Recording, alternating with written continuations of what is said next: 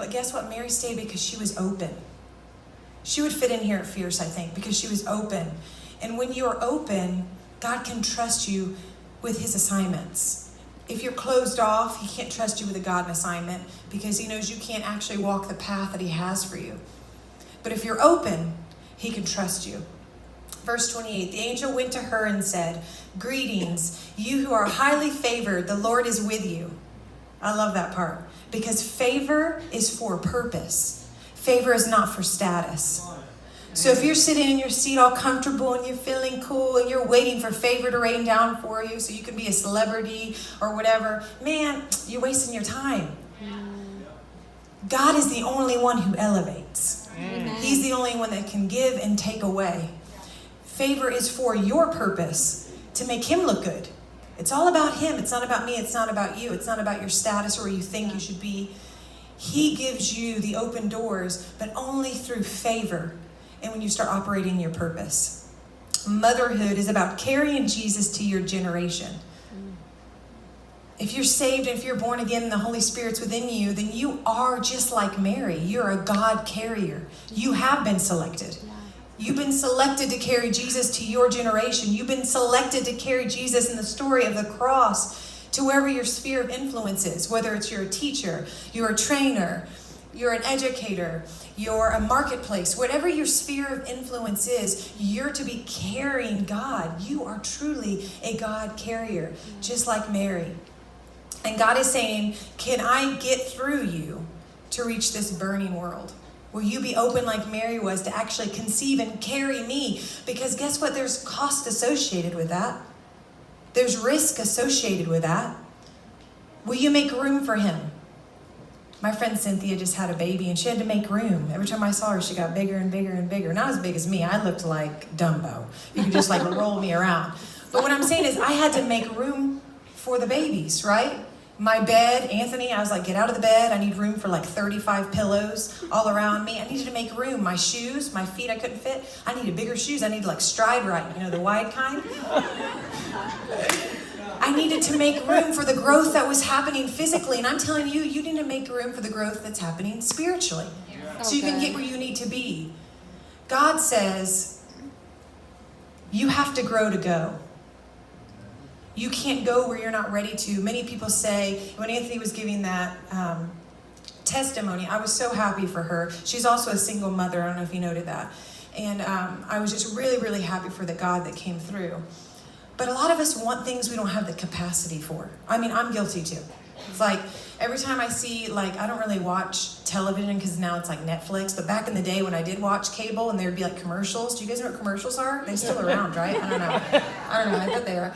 But anyways, and I would see the lotto ball is up to $2 million. I'm like, oh, I should get a ticket. I think I did a couple times. I didn't win. I wouldn't be here right now, I promise you. No, I'm kidding. But I don't have the capacity. You look at millionaires and say, I want to be like that. But you may not have the capacity because you don't know what they can carry. You don't know their story. You don't know what they've been through. Wow. So you're asking for things that you're not quite grown enough to have. Wow. And it's not a bad thing. Everybody's different in their process. Yeah. Everybody's birthing season looks different. Everybody's birthing plan looks different. With Ashton, I was like, I want an epidural as soon as I go to 1. They said, what's your birthing plan? I was like, as soon as I arrive, I want it right there. They're like, that's not where it goes. I'm like, I want it there. I want it everywhere. I don't want to feel a thing. Just do it. Okay, with Liam, I was like, oh, I'm natural. I'm going to do this thing. Because I already done it. So I was so close. I think I was at I know this is TMI. Just send Anthony an email about you don't like what I say. But anyways, I think I was 8, and I was like, oh yeah, man, I am Wonder Woman. And then all of a sudden they were like, you've hit a standstill. So I was waiting, and I was like, okay, it's starting to hurt a little bit now. It was actually a lot of it. If you guys think this title of, life as a mother is bad, you should have been in my delivery rooms, because this stuff's G-rated. So you can judge me all you want. You don't know what happens in there. But you know what I did? Instead of just being patient, because I knew what I wanted to do, I let the people around me, these nurses, you're starting to breathe slow, you're right there. Maybe you should just get the epidural. I hope you be comfortable. And I listened to them. I'm the only person in America got an epidural at 8.5. I was right there. And to this day, I'm I let someone mess up my plan, my birthing plan that I knew I wanted. And I was different from what I wanted with Ashton than what I wanted for Liam. And it's going to be different no matter what season you find yourself in. It's not going to look like the last. But the important thing is that you finish whatever season that you were in strong before you into another one. It's so important that you finish strong, that you shut that door, whether it's a relationship, whether it's priorities, whether it's addiction. Listen, if you leave that door cracked, God knows, and that door is cracked on purpose, because that means you're thinking, I might go back in there one day. And then you can't fulfilling walk in his promises when you have that. It's like having all these balls. If I had I feel like I'm always holding Ashton's, basketballs. Look at y'all. Come on, I'm not that bad. But anyways, I've got all these basketballs and I'm holding them, I'm cleaning them up out in the yard. And it's like, these are all my things I don't want to let go of. Right? These are mine. Okay, so Anthony comes along, he tries to throw a blessing at me. I can't catch it. Because if I catch it, I've got to let go of this. And I'm not letting go of it. I'm going to hold on to it. So what happens is I go, okay, well, I'm going to let go of the club. You know, my 50 Cent greatest hit CD, G-Unit. Bam! Hot Pink Belly, bam! I let it go, okay? And so now I've got more room in my hands, right? So when Anthony throws me a blessing, right? AKA God, I grab it, now I've got one, right? So I'm like, listen, I'm good. I'm balancing life. I got a blessing, got some stuff I'm holding on to, but it's cool because I got this blessing, right? And then that's where you sit today. Complacent. You feel like it's all there. I've got a little bit of good. I'm here today. I came. Got all this junk. So when someone else throws you another blessing, you can't catch it. You can't go to the next level until you fully grow. And you can't fully grow until you make the decision that you're going to walk into this season fully, not half in, half out. Peter got fully out of the boat. It didn't say Peter sat on the edge of the boat like I would have. Someone had to push me. It said he got actually out of the boat. Okay, let's go back to scripture. Luke 1:29 is where I'm going to start. Mary was greatly troubled at his words and wondered what kind of greeting this might be. But the angel said to her, "Do not be afraid, Mary. You have found favor with God. You will conceive and give birth to a son, and you are to call him Jesus. He will be great, and he will be called the Son of the Most High. The Lord God will give him the throne of his father David, and he will reign over Jacob's descendants forever. His kingdom will never end." And I love this. I like the Message version better because it's basically like, chill out, Mary. But I didn't want to do that for you for time purposes. But when it says, do not be afraid, in other translations, it says, fear not. The angel came and said, fear not. Why would he say fear not? Because when you're in a transition season, the greatest enemy to your potential is fear. Right. Every time. Every time. You can study it in the Bible, the Israelites, whether it be a wall or whether it be a sea, there was always some sort of barrier and there's some sort of fear that would come in. Because the enemy loves to place fear when you're transitioning because birth is painful. And when you're in pain, you become acceptable to what the enemy brings in. So when you're in a season when you're wondering, okay, what's going on? I feel so afraid all of a sudden. Transition's coming.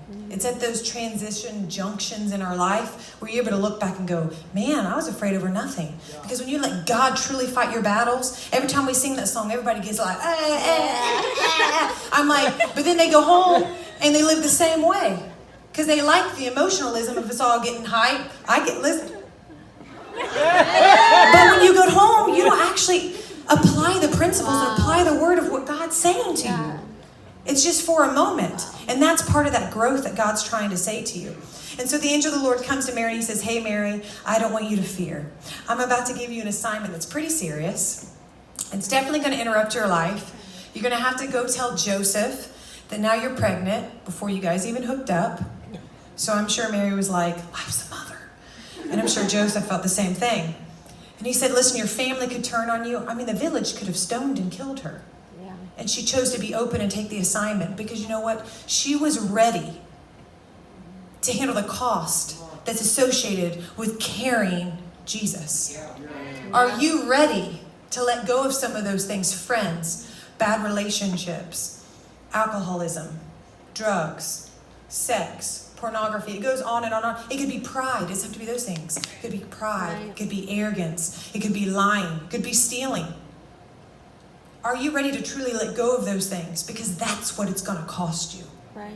To be a true God carrier to your generation, to your sphere of influence. Amen. Now listen, you can try to fake it all you want, but the world knows. The world knows. I remember I played church. I'm a professional at playing church. Grew up in church, and I also like to go to hotel parties. That was a thing. And I would like have my natty light and like take a sip, go to the bathroom, pour it halfway up, and be like, "Whoa, dude, this is natty." I was just like such a dork. Anyways, and so sometimes when I'd be at the party, I'd hear this, and everybody'd be like, "Oh, it's probably the cops." So we'd all like get down. They'd open the door and like, "Brittany, it's your youth pastor." I'm like, ah. So I'd go there and he's like, "I saw you." Our town was real small. He said, "I saw you." I'm like, "I was just fake drinking." And he's like, "Get in the car, I'm taking you home."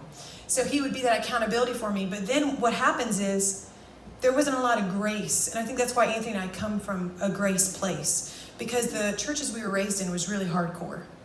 And it made you almost want to rebel. Do you know what I'm saying? When your mom's like, "Don't do that." And you're like, "Okay, I'm going to do it anyways." Yeah.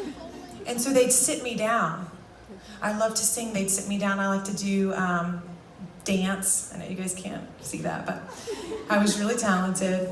And flags. No, I didn't do flags.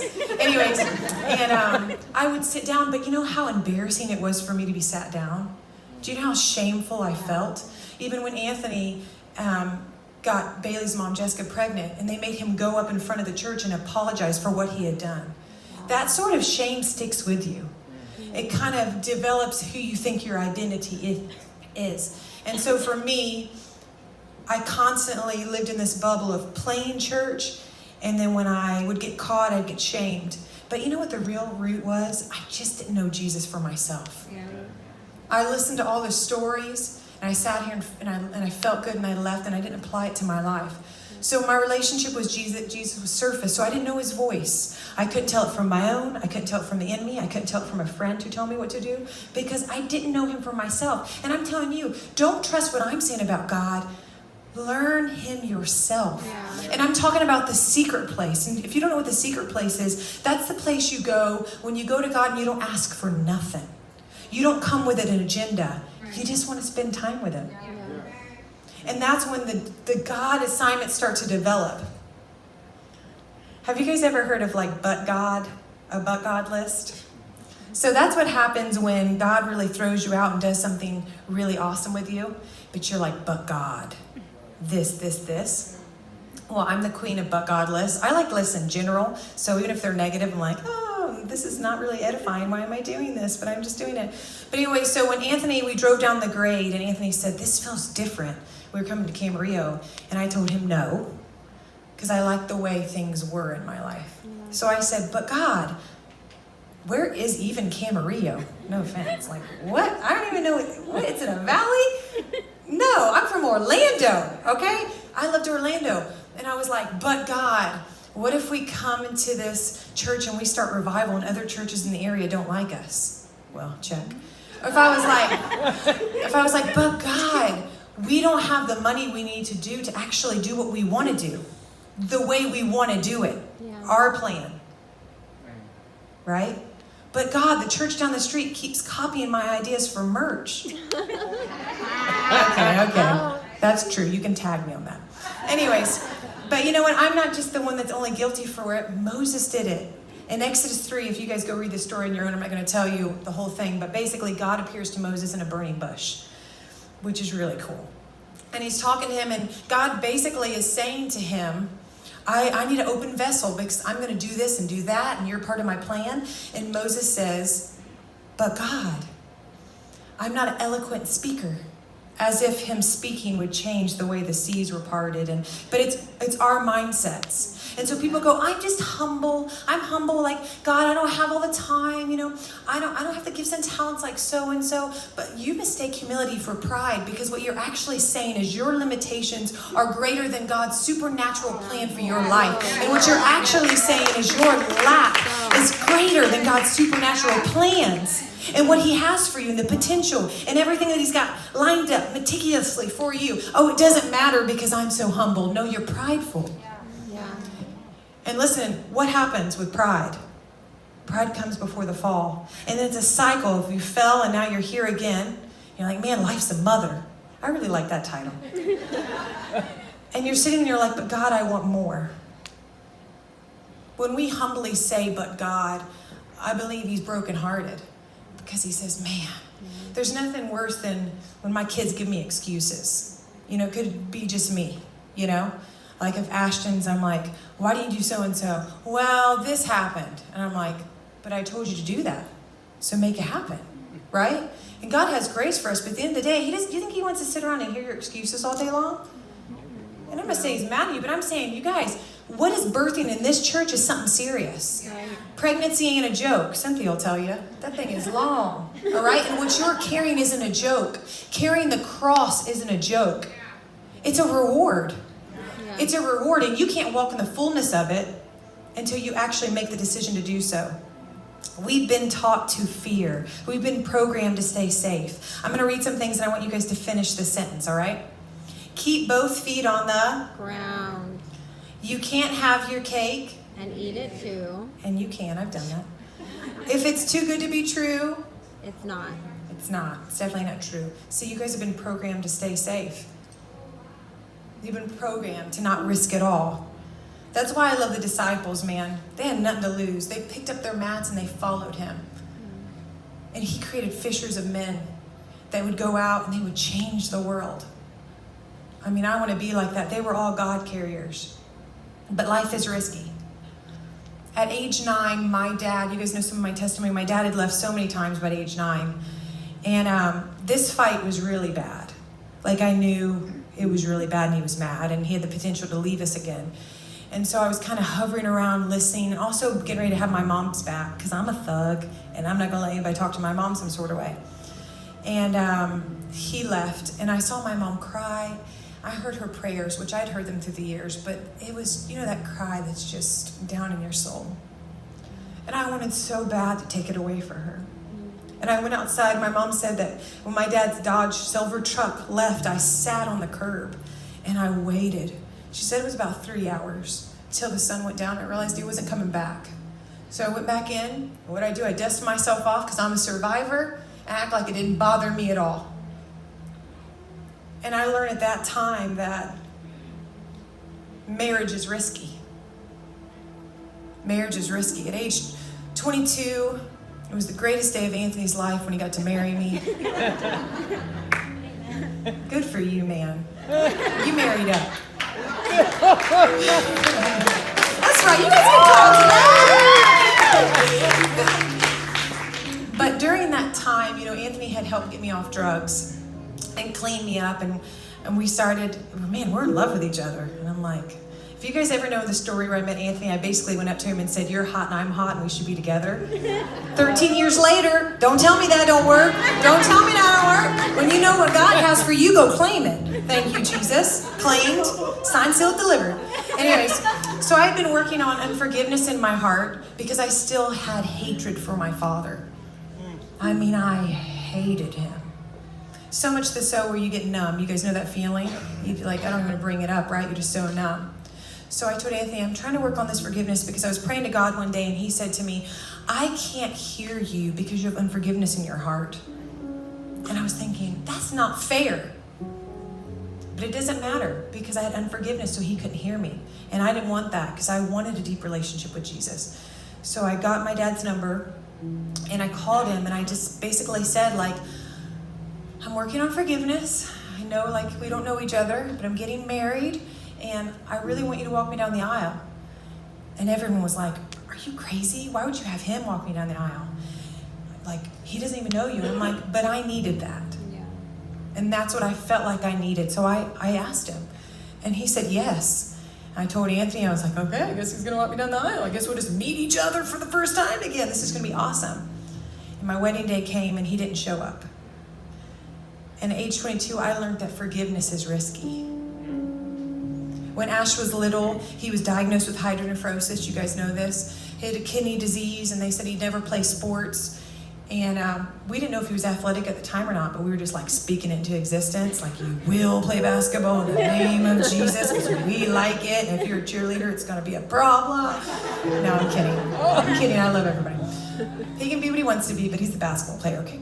But anyways, during those times, it was grade 4, and they said he's going to have several operations. And me and Anthony came from a background of prayer is the answer, right? So for a long time, we'd take him to his testings, but then we just pray and we'd fast and we were desperate. And we'd come back and they'd say, it's still grade 4. It's worse than it was. He might need a kidney belt when he gets older. You know, whoever's a match, he might need your kidney, you know. And we're like, of course, of course.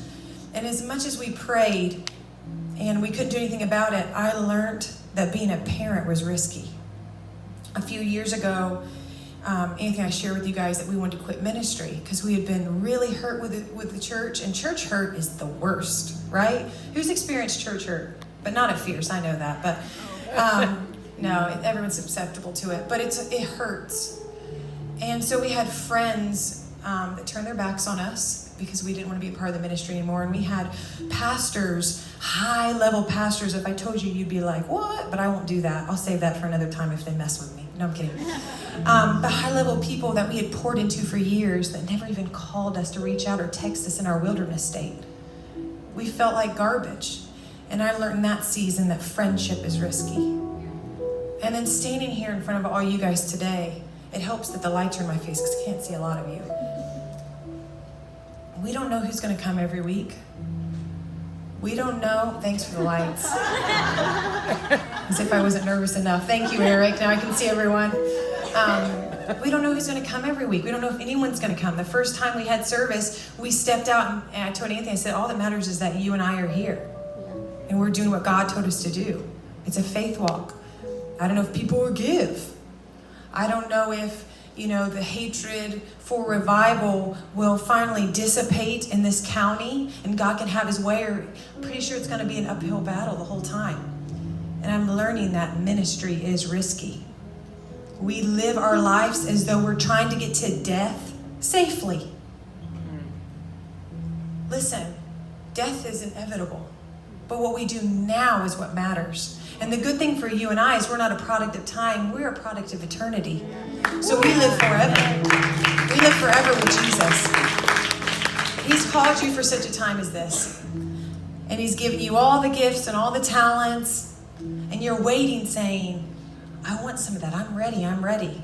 But I'm just waiting for the right stuff. You know, the right people to say the right song and all this stuff. But listen, if you woke up this morning, which all of you did, and there wasn't white chalk outlined around your body, which obviously it isn't, and you have breath in your lungs, then your purpose is to carry Jesus to your generation. Your purpose is to carry Jesus and the cross, and there is risk associated with it, but it's worth it. It's worth it all. So if you really want all these God-given fruits and you want blessings and you want favor and you want purpose, you have to fully dive in to what he has for you. You can't stay back restricted. You can't stay in a place of being fearful anymore because God has more for you. And just as the angel said, Mary, do not fear, God's saying, Vanessa, do not fear. Cynthia, do not fear. Gideon, do not fear, is my homie. Mariah, do not fear. Josh, do not fear. Because I am with you. And I'm going to carry you to where you need to be. Some people go, well, I'm spiritually bare. I have bareness, not physical.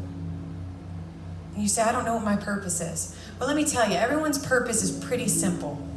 For God to fill you up and you to pour yourself out. For God to fill you up and you pour yourself out. He fills you up and you pour yourself out. And you'll know that season because sometimes we get to a place where we're like, let's go. It's time to pour out then on someone. And you get to that time where you're feeling like, I'm so drained. He needs to fill you back up again. Purpose doesn't change. Identity changes, which is healthy. Your identity should change. You shouldn't be the same person you were a year ago. Because God's constantly working. When it says glory to glory, and some of you guys don't understand, that means he's constantly doing a new thing in you, right? He's taking you to new places man can't take you. I'm speaking to someone right now that says, man, I just need the right door open. And God said, I'm going to open a door so big that no man can open for you so that I can get all the glory. But the issue is that what you're carrying, it's like you don't know you're pregnant yet. And I'm here to tell you, we took a test. Y'all took a test. I got the results, and you are pregnant with purpose. You are pregnant with Jesus Christ. This Mother's Day thing is awesome. I love it. Trust me, he's going to rub my feet all night long. But true motherhood is about being a God carrier to the next generation. If I can leave you with anything today, it's fear not, because Jesus is coming. I know that's not a message preached a lot. Anthony, I believe Jesus is coming back. You question that? Now you know. But in the meantime, what are we doing to further the kingdom? What are we doing to further our brothers and sisters? Right? Sometimes I'll see people pregnant with purpose and then them operating in racism. And I'm like, dude, it says in the Bible, if you do anything without love, it's as though you didn't do it. Right. So you can be the best preacher you want. You can be the most rich people in the world. You can lead thousands to Jesus Christ. Yeah, he can use you. But if you have hatred in your heart, it's as though you've done nothing. Right. Love is the root of all things. Stand with me today, guys. I'm going to let Anthony come up here in a minute, and he's going to sing his pretty little heart out. But during that time, I'm not going to call anyone specifically out, because there's already 3 people that God showed me. Trust me, I'm going to get you before you leave. But I have a word for you, and I want to speak it to you. But while they sing, I'm going to do a general prayer, then I'm going to come down to the altar.